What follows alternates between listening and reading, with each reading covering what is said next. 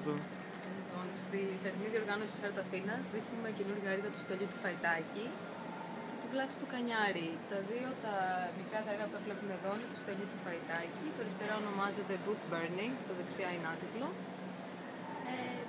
Ο Στέλιος Φαϊτάκης συνδυάζει στοιχεία από τη βυζαντινή αγιογραφία, το γραφίτι, όπως το stencil που βλέπουμε στα έργα, το μεξικάνικο μουραλισμό, τις φωτογραφίες δηλαδή του Μεξικού, όπως κάνουν οι καλλιτέχνες όπως ο Diego Rivera, καθώς έχει επίσης αναφορές στην ασιατική τέχνη.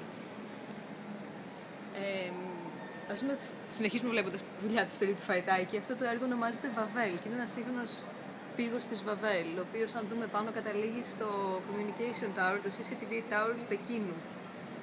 Είναι ένα πολύ ιδιαίτερο έργο γιατί δεν βλέπουμε τις κλασικές φιγούρες που συνήθως κάνει ο Στέλιος στη δουλειά του.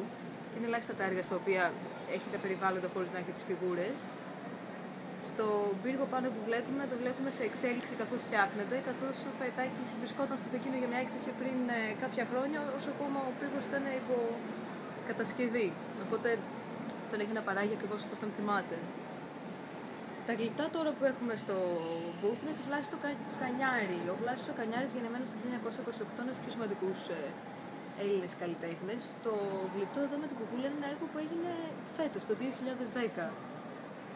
Σε αντίθεση με το άλλο το γλυπτό που έχουμε του Βλάση του Κανιάρη, το οποίο είναι του 1970. Εδώ βλέπουμε ότι ανάμεσα στα δύο γλυπτά μεσολαβούν 40 χρόνια καλλιτεχνικής παραγωγής. Τα κόκκινα τα τριαντάφυλλα στη δουλειά του Κανιάρη έχουν αναφορά στην Επανάσταση και στο Μάιο του 1968 στο Παρίσι. Και τώρα η κουκούλα προφανώς έχει αναφορά στα σύγχρονα γεγονότα που συμβαίνουν στην Αθήνα στις μέρες μας.